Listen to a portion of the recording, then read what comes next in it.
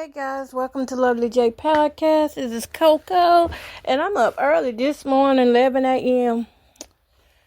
Usually I don't even get out of bed till about 12 or 1 because I be working late nights, but I'm up, and I gotta tell y'all about what happened last night. Well, this morning, about 3 something in the morning, I just can't sleep, and all these emotions are bubbling up inside of me, and they're actually not good or healthy emotions. And there's nothing really good to be said at the same time that I'm having this. So I just pull out my recorder and start recording because I just want to get this stuff up out of me. Now, y'all remember I said I forgave my ex, right? And he forgave me. Well, that's true. We did. But there were still some things I wanted to say that never got a chance to say. And I released those things this morning. And those things weren't all good. And his death, sorry for the yawning, but and his death caused a emotional roller coaster of emotions because I had no idea that he was going to be passing. And when he passed, I went from feeling regret to feeling confused to feeling like, oh, I love this guy so much, to feeling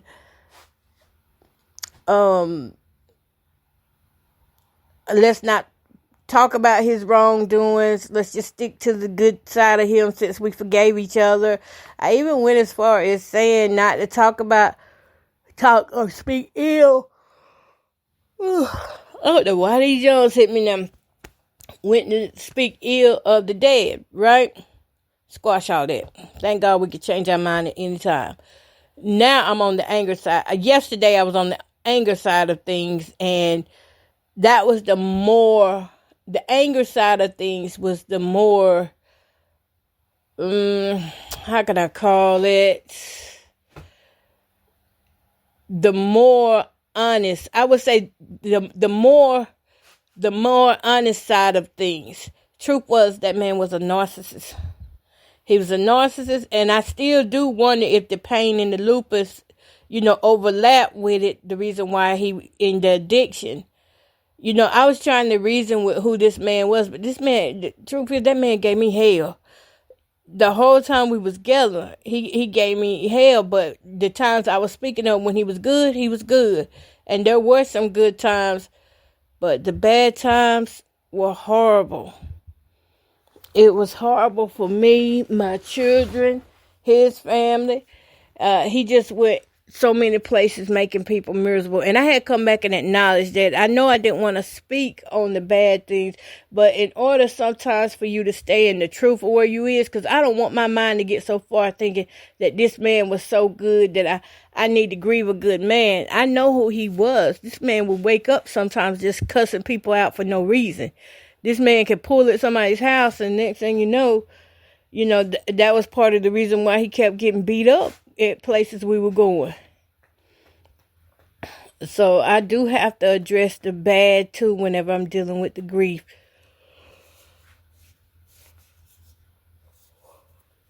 Sorry, yawning again because it's early.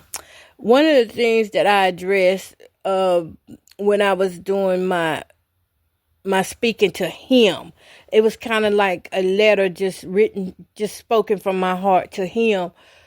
I was talking about how he tricked me. I'm thinking that all them years and months, he tell me when he get his money, he gonna do right by me and help with the bills, and we're gonna plan to get a bigger house, and he didn't even plan to stay here. That was betrayal. The whole time, this guy is waiting on his money to come, and the only reason why he's treating me with any kind of respect is because he needs a place to stay while he wait for his money to come. And once the money got here, he left. He left me. And that's how we ended up being broke up because he left. And when I saw what he was doing, I did not want no part of that. Don't come up in here laying with me, and I hear you on the phone with women begging them to go lay with you. But here I was, the partner who's been with you all these years, but you treated me like garbage, like I didn't matter. And I mean, it didn't take him much to leave me. All it took was a few hundred or a few $1,000, and he was gone. Just like that. And then, the many times that he stole from me, embarrassed me at stores, that was embarrassing. To this day, I'm still trying to get over some of the things that he did to me. And I talks about it all the time. So, for him to pass away, and I'm glad I didn't get to witness his suffering, but I did witness it up here for those 17 years. I saw 15 of those years as he declined, as he went down. He just couldn't see it or didn't want to acknowledge that his body was going down because of those drugs. But it's hard, In death, I still want to see the good in him. Even in death, I want to see the good in him. And you know what? The man I saw laying in the casket was the man that I originally met. So I know he must have did something to get right with God. That's how he was when I first met him. It was like this. It was a shade of innocence or something. And I caught a glance of that man in the casket. And I only would catch a glance of that man once in a while, the real him, outside of the drugs, once in a while. And when I would get that part of him, it would be oh so sweet. It would be so good when the real him would come out from hiding behind those drugs and alcohol, and I would get a chance to talk to him. Those were the best moments. Those were the kind moments. Those were the thoughtful and thinking moments. But other than that, the drugs had already took over so bad that nobody really wanted to be around him unless it was the people who was buying from him. I mean, he was buying from him. And I still don't like to see, anybody die from things like that. It's because that's just my nature of love in my heart for people. And I hate that he couldn't get the help he needed. And at the same time, I got to acknowledge he didn't want no help. Because if he did, he would have took it. He had all the help he could get up here. He had everything right here at his hand. He didn't have to do nothing. He had a ride back and forth to the doctors. He had a nice bed to sleep in. He had a kitchen where he could go do whatever he wanted to do in. He had a living room where he could stretch out in, but he didn't see that. He didn't see that. And he chose to go where he would be the life of the party. And the life of the party can only hold out so long if you don't stop partying and, refresh yourself, refresh your mind and your body. You're only going to hold out for so long. The life of the party has to eventually go down. I wouldn't want to be the life of the party. Everyone I saw that was the life of the party, they just gave out in spirit, period. Because it's a false light. And that's what I want to help others to see. Don't be out here praising this false light. That's a false light. The devil is tricking you into believing that you are so fun. And the only reason why you're fun is because you're hyped up on whatever you are hyped up on to deal with whatever pain you're going through. If you want to be a real man or woman to the people that's in your life, heal from that trauma. Heal from that brokenness that's inside of you. Instead of running to the streets and to the drugs or to the next man, next woman, begin to heal the inside of you. What's hurting your heart for real? And if it's so bad that you can't tell nobody, at least write it out on some paper and then burn it. That way it don't eat you up like that. But you got to get it out of your system. Otherwise, you turn black and cold and you become these narcissists. You become a narcissist. Your personality changes. You have a personality disorder. You continue to look at others and you want to be admired. You want people to recognize you. Hey, look at me. And then when you realize people don't recognize you like that, you crash and burn. And you burn yourself. Now, with him, he wanted people to pay him attention. He wanted to be the life of the party. He wanted people to say, Rollo did this, Rollo did that. Or sometimes people would pay Rollo to go cuss me out. And he would do it. They would pay him to start a fuss with me. I remember the first time the guy didn't realize I heard what he said. I was like, what? And he did it.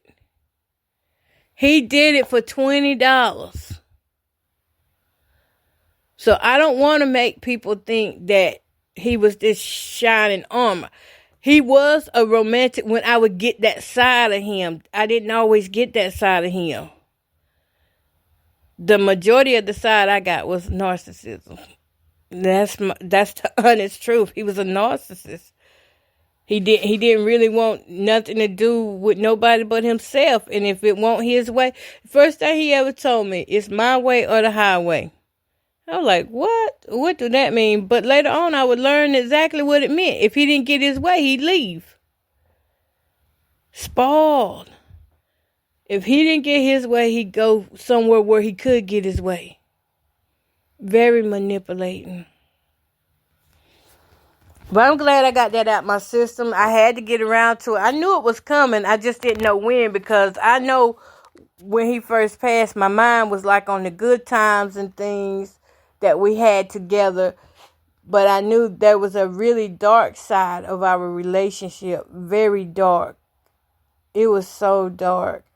And I'll probably continue to tell little stories about us just for the sake of getting it off my chest. And I don't really have anybody I can talk to about, the things that I go through. So I'll continue to use this as my outlet with no disrespect for nobody. But this is just educational purposes only. And it's how I'm healing through my grief and trauma. Because true enough, one thing narcissists going to do is make you love them. You going to love them because they're selling you a dream. They're selling you a false future. And that's what happened to me. I got caught up in the false future. And when he passed away, first thing I thought about, you didn't spend your GI Bill on me. You had all this time to buy a house. You had all this time to treat me right. And you didn't do it. And now time is out. And I can't sit around here moping and crying all the time. I mean, I've cried every day since this man passed. And I know in my heart, I left for a good reason. I left because he would not stop doing the drugs. He was mean. And it was to the point I couldn't do. You know what? When somebody fusses at you so much till your head feel like it's exploding, and every day you got blood vessels busting in your eyes because you're getting fussed at. And I was to the place I was done fighting. I didn't want to fight no more. I didn't want to fuss. We spent a lot of time fighting and fussing. A lot of time. Over half of that relationship was built off in arguments. And we called it love because, we fussed to make up to come back. But no, it was torturing. It was nowhere I could go. Everywhere I went with him, I was wondering, when is he going to start cutting up on me? That was deep-seated in my head. How am I going to protect myself today? Where's the exits at? Just in case if he start cutting up. That's how my mind had got trained, how to start going in protection mode, no matter where we went. Now, true enough, he did do a lot of good things for me. Like, he did go in doing the grocery shoppings and the cookings and things. And which I give him credit for on that. But he did that right for himself so he could get what he wanted to eat. And he could get some beers and things, which I didn't mind because I really did need the help. Now, so that was on me. But that man was mean. He was mouthy. Ooh, he could get something started. And if somebody pay him and tell him to go do something, he going to do it. I remember the first time I saw him get beat up. It was down there on the creek, and it's a field where we were at across from the hot spot. And they said that man out there getting beat up. Somebody done slammed him. And come to find out it was Rollo had got slammed. And somebody had him running. I forgot who it was. But somebody had him running through the fields. It might have been that woman. It might have been that woman because I wasn't with him at that time. But she had him running through that field. She was chasing him down with that car. We were watching. But then that man carried a spirit with him. Because then next thing you know, stuff like that started happening up here. And I was just overdone with it. It wasn't worth it, y'all. It wasn't worth it. And I just try now to move on. And like I said, we forgave each other and focus on the good times. But I have to not, I'm going to tell anybody out there, if you're trying to heal from any emotional trauma, just as well as you acknowledge the good, you're going to have to acknowledge the bad. You can't be healed if you're not telling what really happened. And what happened to me, he was narcissistic. Mean. Just nasty. A stealer. A liar. And then he would do things, then look at me talking about, no, that wasn't me, that was you. Or either he'd start blaming me on things that he said I done. I remember this one time he said I was with a guy, and I know I was not with that guy. Nope, I wasn't with that guy. But it was difficult, and it's hard because the narcissists, like I said, they will make you love them. They are so charming when you first get them. That's who you fall in love with, who you first get. And then as time goes by, you're confused because just like the addict waits to continue to get high, keeps looking for that first high. That's why you stay so long with the narcissist, because you continue to look for that first person that you met, that charming person that you met, and that person that you took a mental picture of. This is who I want to spend my life with when they was in their charming stage. But then as it started changing, your mind gets confused and you don't know whether to stay or go. But by then, you have a trauma bond. And once the trauma bond comes in there, you're loving 110%. You're giving this person love 110%. And this with all narcissists. So I can talk about it as open field because I've taught on narcissism so many times. And that's what helped me get out the relationship because I was teaching these classes on it. And I was like, wow, the same thing I'm teaching about is what I need to be preaching to myself. I need to practice what I'm preaching to myself. You will fall in love 110%. That would be the best man you ever been with in your eyes because that's what he presented to you. But once you get to know him, you start saying, hey, he lying. That didn't happen. Where my keys at? I know I had them right here. You start moving things around in your house, start taking and hiding things and trying to make you feel crazy, trying to make you doubt yourself. They'll even go as far to tell you that the sky is purple when it's blue. And when you say, nah, I see blue, they going to keep talking until they convince you that it's purple. But then when somebody else come along, they'll say the sky is blue. And then you're like, what? I just told you the sky was blue, but you said it was purple. That's how they make you look stupid. I looked at stupid so many times. That's what narcissists do. And they have a pattern. They have a cycle. If you pay attention to this cycle, you can pick up on it and break it. Because if you have to live with a narcissist, you better protect your mind. The one thing you want to protect is your brain. Because narcissism, if you're with somebody who's a narcissist, I guarantee you got brain lesions somewhere. Like your brain has been scarred because of all the cognitive dissonance, all the manipulation tactics, all the times they made you doubt yourself when you knew the truth and you only went along with it because you want to keep the peace. Yeah, I've been there. I know. And then there's this part of you telling you, well, they was hurt when they were younger, so I don't want to be the one to hurt them further. Y'all hold up, I'm letting my seat back. I don't want to hurt them because they already, they only going to tell you enough about themselves to get you hooked on the story.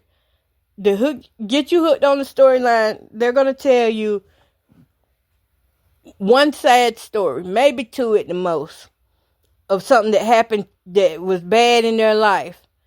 Now, once they tell you this, you're going to have that story in the back of your mind.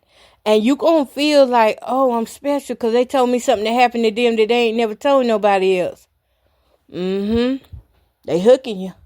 They hooking you right there once they tell you that. And then that same storyline is what keeps you in that relationship for a long time. Every time you want to leave, the narcissist is going to remind you that that's what everybody else done in their life and you just like them. And then you're going to not want to be like everybody else in their life. You're going to want to try to play hero. Yep, that's going to mess you up right there. The moment you start trying to play hero to a broken person, excuse me, to a broken person is the moment you are just really asking for trouble. Let me tell you one thing you're not. You're not Jesus. You can't save this person. You can lead this person to God, but you cannot save this person.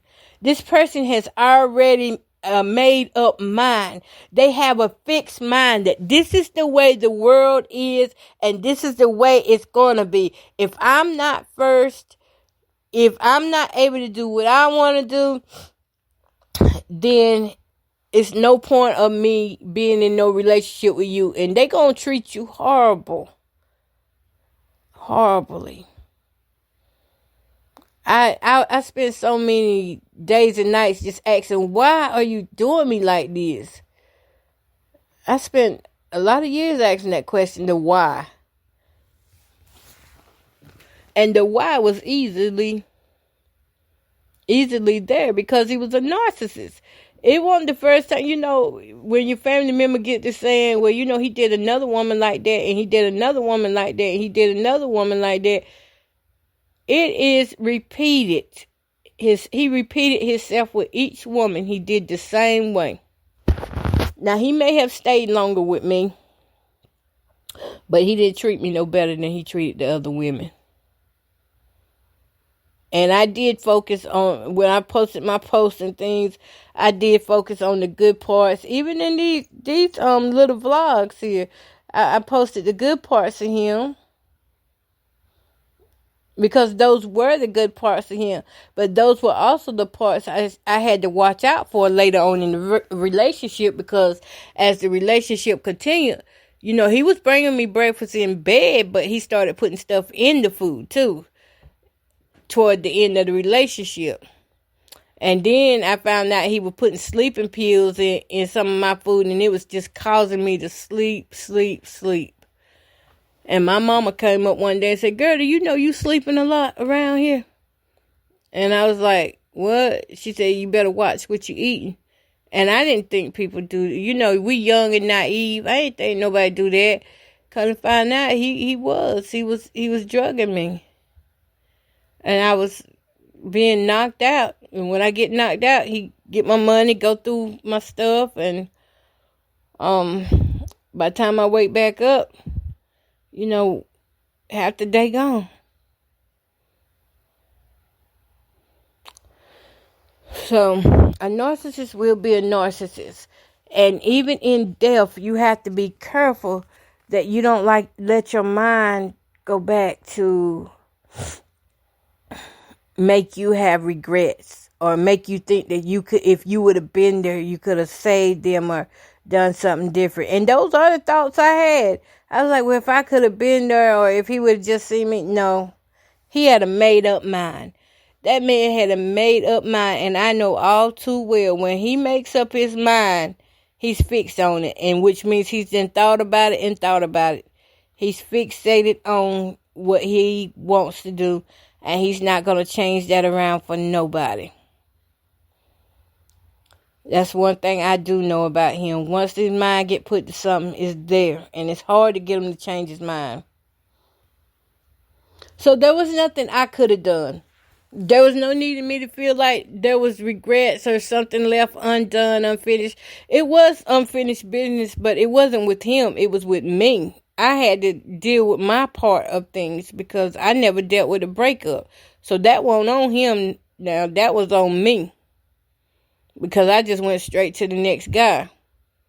And I thank God now that that guy was in my life for this whole time. But he ended up not being good either. He ended up giving me a situationship, so I had to heal from that. I left him in 2019. Had to heal from that. Now there he go. I attracted another narcissist. They see our light and they see how nice and kind we are, and they come to take prey on it. So I had to heal from what that guy had did, and that was harder than healing from this, because Roland was an overt narcissist, meaning that he was open with his. He didn't hide nothing. He was just who you saw is what you see is what you get. That's what he used to say. What you see is what you get, and he wasn't lying. That's exactly who he was. But the other guy, he was covert. He was in the church, and he was acting like he was all this and that, and he didn't act like he was all this and that. He was acting nice, really, really nice and charming, and like he cared. And come to find out that joker ended up with another woman. So you see, if you are raised around narcissists, you're gonna attract narcissists. You gotta do different. If I was to date him again, I would date him again. I would say I would. If I was asked, if you had another lifetime, would you, if you could go back in time, would you date him again? I would. I would date him again. I did like him. I did have love for him. But when he started treating me bad and embarrassing me and things and stealing from me, that was a whole different, we were kind of in this, it felt like we was in a matrix, because up until I stopped doing drugs, I was really living according to his world. After I stopped the drugs, I was able to discern, do I really like him or not? And I really still did like him. Even after I stopped doing the drugs, I still stayed with him because I really did like him, and I did want the best for him. I stayed with him another, that was 2005. I quit doing drugs. I think I stayed with him another 10 years, I believe it was. Yeah. I stayed with him another 10 years. So it wasn't just the drugs that was keeping me with him. I really did like him. But that mouth, oh my good, mouth almighty. But yeah, I had to deal with that. The narcissism part. He was so selfish at times. He just wanted things his way. And eventually I couldn't compete with the other. Look, as a woman, I'm going to tell you, other women, if you got a man that's in the streets, just stay home and take care of yourself. Don't be out there chasing him, because you cannot compete with the streets. You be better off at home. Make sure you eating right, exercising, and talking to God, praying to God. Because when the streets get our men, They break our men in. The streets break our men in by demasculating them, turning them into like female versions of men. They take away their manhood, these streets do. Those drugs take away their manhood. And I'm not talking sexually wise. I'm talking about a man, period. They turn into these, when they're on those drugs, they turn into, have you ever seen a woman, when a woman puts on those little bat in their eyes and things? If you pay attention, you'll catch them doing that. Once they turn, the streets got them, they'll bat their eyes at another man, and that's it. You don't get who you thought you had. You get who the streets made, not who their mama made. But every once in a while, I could glance at him and see his true self. But when them eyes go dark, that man had a plan for destruction.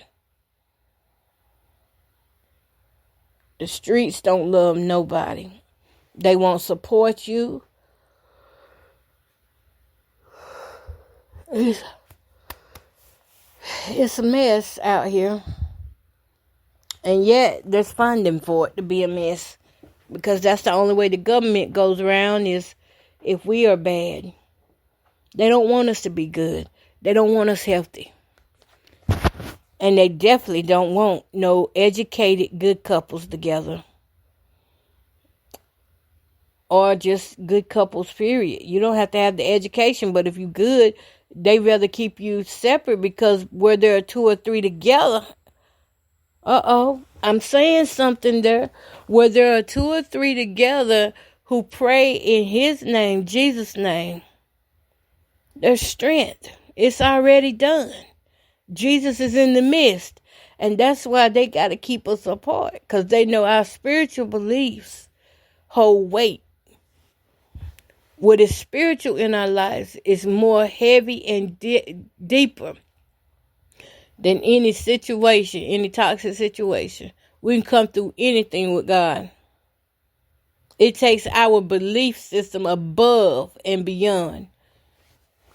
And if I would have knew God back then, I believe that we could have done better. And I believe that also I would have left sooner. From what I know of God now versus back then, yeah, I would have left sooner. But yeah, that's it. I had that talk with myself last night, and I pulled out his picture. I looked at his picture, and I just let him have it. Let him have it. Like, why didn't you just stop? We try to get that understanding. Like, you see yourself going down. You see yourself dying, and the doctor is telling you that you're dying. Why don't you hear what everyone is saying? Why don't you recognize the people who love you? And the answer is, it's a lot deeper than that. It goes a lot deeper. The decisions he made in his last days weren't just based upon his sickness, but it was based upon addiction. It was based upon his environmental and the previous environmental status and the former environmental status. It was a lot of things that led to where he's at now. But when I looked in that casket and saw him, I saw the man that I met. That's who I met, not the one that I was living with. The one I was living with for the last few years. That was the meanest person I've ever had to deal with. But the one that was laying in that casket was the one that I met. Which means at some point he must have then convert back over, because I just looked at him, and that's the man I was longing for all these years, was the one that I first met, and I didn't get it. I told you, it's just when you love a narcissist, it's an addiction. It's just like the drug. It's just like the drug addiction. You crave that part of that person that you first met. And you stay for a long time because you're hoping that that person who was, I said my forever king. I'm hoping no, what did I say? My forever hero. I'm hoping that hero is going to show up again and continue to save me from this, save me from that. But that hero only showed up that one time. Well, he showed up for me more than one time. Let me make sure y'all know that. He showed up for me more than one time, but I never got him back like I had him when I first met him. When I first met him, he was so thoughtful, and he was making sure my well-being was okay. And he was a lot more loving. My air didn't came on. I know it's time for me to get off. But I never, I just have to be careful right now that I don't, have so many emotions trying to go on that I put him in a wrong category. Right now, I can put him in the good category because we did forgive each other in 2020. We forgave each other. So the last few years, we walked in forgiveness. But when we was in the relationship, it was very toxic and narcissistic. And I have talked about that relationship. I have talked about him so much on this podcast. Y'all can go back and hear the stories that I was saying about him. I gotta turn this air off because it's gonna be too loud on here. And I gotta clean it out because every time it come on now, it's making me cough.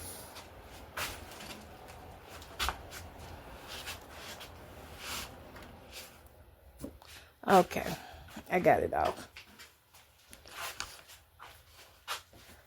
And that felt good. It was 3:00 this morning. I was going off for. But it felt good to let it out. And to be honest with myself that yes, we had history. But the man was trouble.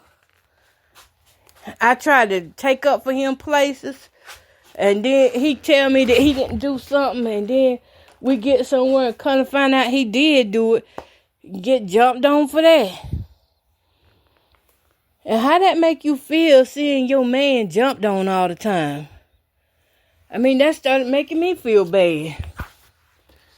That made me want to jump.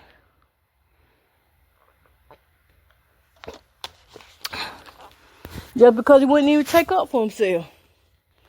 And I mean that. He wouldn't fight back. He wouldn't fight back when they jump on him. It was like he knew if he fought back that they were doing even more damage. Well, I don't know what the next podcast will be about. But that was the anger side of things this time. So I'm glad to be moving through this thing and not rushing it or anything. Because grief is grief. And I'm going to probably still burst out crying at times for him. Because first of all, I never wanted to break up, but I didn't have a choice. If I would have stayed, it was going to be my life because I was getting sick off of it. Narcissism make you sick. I was getting where anxiety was left to right, and I was on so many medications. I was already on a bucket full of medications when he met me because I've been dealing with this disability for a long time. I was already on. And then when he left me, I was still on a bucket of medications. Except for now, I didn't got like 6 or 7 prescriptions added since I've been with him. Yeah, so it was hard. It was hard. That's why I don't want to make it seem like he was good to me. And I did focus on those good stories because I didn't, we did so much bad. And I worked all that stuff out. But I see now that I have to tell both sides of it. All right, y'all. I'm finna go find me something to eat. And try to clean up some more in here. I got some work to do today. Peace, love, and happiness. Y'all go have a great Friday.